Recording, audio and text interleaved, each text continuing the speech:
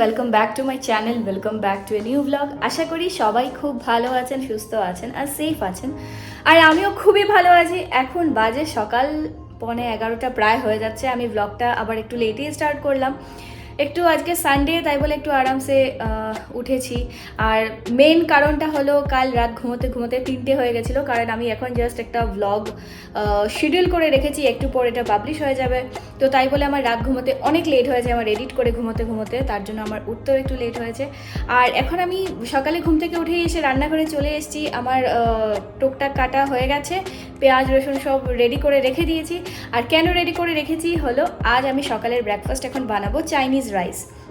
হয়তো শুনে ভাবছেন চাইনিজ রাইস এটা আবার কি, বাট এটা সাধারণ ভাষায় বা এরকম কি আমরা নর্মালি যেটা ভাত ভাজা বলি এরকমই কিছু, বাট একটু ডিফারেন্ট আর কি।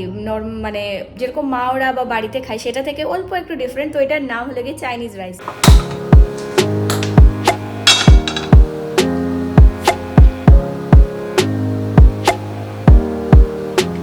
আমরা এখন ব্রেকফাস্ট করে আমি আর কপিল আমরা দুজন একটু বেরিয়ে যাচ্ছি। আর বেরিয়ে আমরা যাব একটা নতুন জায়গা এক্সপ্লোর করতে। তো সেটা কোথায় যাচ্ছি, এটা আমার ভিডিওটা যদি আপনারা কন্টিনিউ দেখেন, স্কিপ না করে, তবেই জানতে পারবেন আমরা কোথায় যাচ্ছি। খুব এক্সাইটেড, কারণ একটা নতুন জায়গা, আমিও যাইনি, কপিলও যায়নি। আমরা অনেকদিন থেকেই দেরাদুন আছি, বাট এই জায়গাটায় যাইনি। সো এখন আমরা যাব সেই জায়গাটায়, যদি ওয়েদার ভালো থাকে, বৃষ্টি যদি না আসে, তো রোদ আছে, দেখা যাক কি হয়। তো এখন আমি আগে রান্নাটা করে নিই। তো এবারে এখন আমার এখানটায় তেল গরম হয়ে গেছে, আর এখন আমি তার মধ্যে দিয়ে দিচ্ছি আদা বাটা, রসুন বাটা আর কাঁচা লঙ্কা বাটা। একটু ভালোভাবে এখন নাড়াচাড়া করে ভালো করে তেলে ভেজে নিতে হবে। এবার আমি দিয়ে দিচ্ছি কুচনো পেঁয়াজ, দিয়ে আবার এটাকেও একটু ভালো করে নাড়াচাড়া করে দিচ্ছি। করে আমি এটাকে অল্প সময়ের জন্য ঢেকে রেখে দেব। তার মধ্যে দিয়ে দিচ্ছি আমি এখন কুচনো একটা মিডিয়াম সাইজের টমেটো, অল্প একটু নুন দিয়ে আবার ভালো করে মিক্স করছি, করে আবার ঢেকে রেখে দেবো যাতে তাড়াতাড়ি ভালো করে সেদ্ধ হয়ে যায়। তো এখানটার মধ্যে আমি জাস্ট এখন আদা রসুন কাঁচা লঙ্কা তারপর টমেটো পেঁয়াজ সব কিছু দিয়ে, আর এখানটার মধ্যে এখন একটু নাড়াচাড়া করছি। হ্যাঁ, তার মধ্যে একটু ব্ল্যাক পেপারও দিয়ে দিয়েছি অল্প। এখন হয়ে গেছে।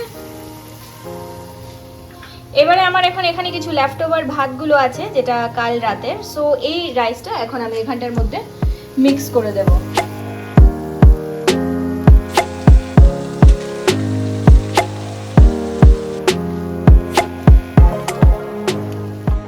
আর অল্প একটু দিয়ে দিচ্ছি গ্রিন চিলি সস, তারপর একটু দিয়ে দিচ্ছি সয়া সস। তবে সয়া সসের পরিমাণটা আমি অল্প একটু বেশি দিয়েছি, কারণ আমি যে সসটা ইউজ করি সেটার কালারটা একটু খুবই কম আসে, তাই বলে আমি অল্প একটু বেশি দিয়েছি। দিয়ে দিলাম স্বাদ মতো নুন, ব্ল্যাক পেপারের গুঁড়ো দিয়ে আমি আবার একটু নাড়াচাড়া করে ভালো করে ঢেকে রেখে দিয়েছি। তার পাশে আমি এখানে আরেকটা কড়াই নিয়েছি, তার মধ্যে খানিকটা অল্প একটু তেল দিয়ে আমি বানিয়ে নিচ্ছি সেই স্ক্র্যাম্বলড এগ।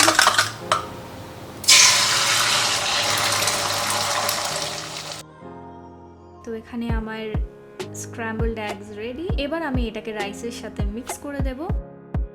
আপনারা চাইলে তার মধ্যে অন্য ভেজিসও অ্যাড করতে পারবেন, আর তার সাথে শেজওয়ান চাটনিও অ্যাড করলে টেস্টটা খুবই ভালো হয়। তবে আমার কাছে এখন ছিল না, তাই বলে আর আমি এগুলো ছাড়াই বানিয়ে নিয়েছি।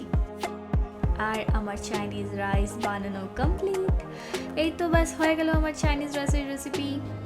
তো ব্যাস আমাদের চাইনিজ রাইস একদম পুরো পারফেক্ট, দেখতে ভালোই লাগছে, এরকমই হয়। আর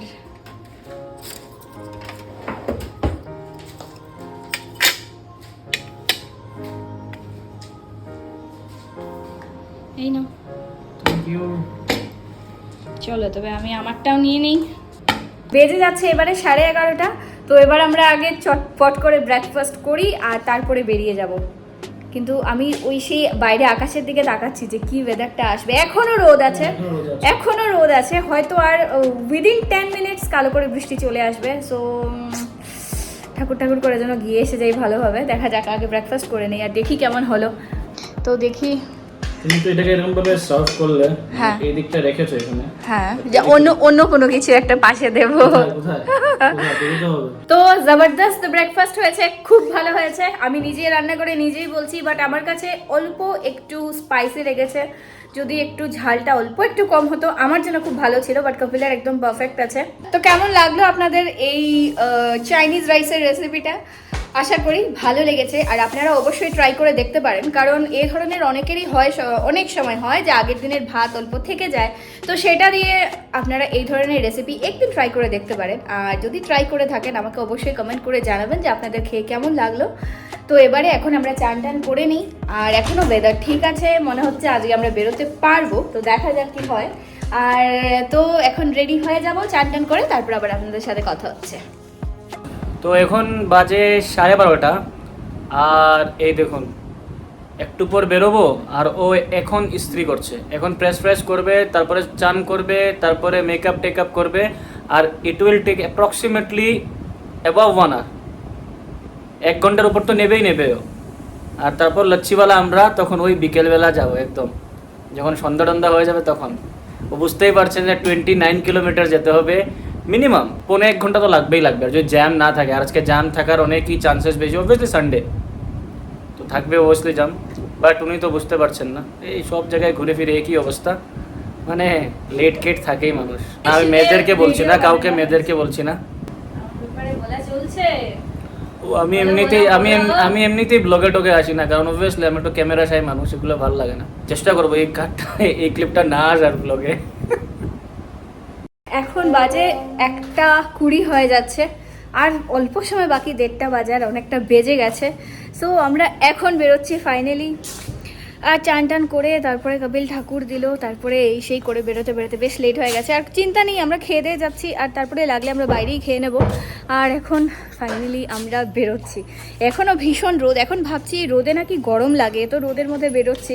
তো যাই হোক রোদই ভালো, গরম না হলেই হয়েছে, এটা বৃষ্টি না হলেই হয়েছে।